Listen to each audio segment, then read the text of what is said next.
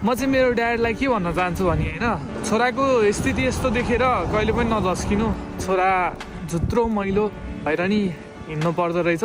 साथीभाइसँग हिँड्न डुल्न पर्ने बेलामा चाहिँ म केही गर्छु भनेर हिँडेको छोरा होइन, सपना धेरै बोकेर हिँडेको। त्यही भएर कहिले पनि नडराउनु, छोरालाई केही होला कि भनेर।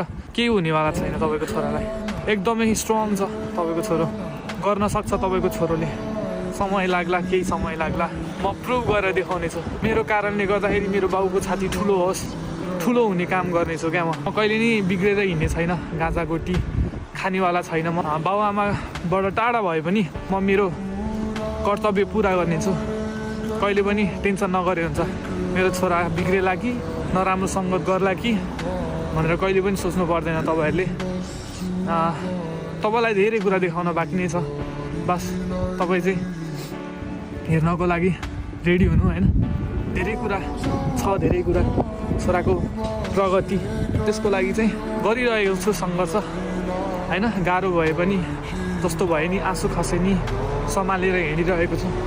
हुन्छ नि, मैले मेरो कर्तव्यहरूलाई बिर्साएन। त्यही भन्न चाहन्छु म मेरो ड्याडलाई।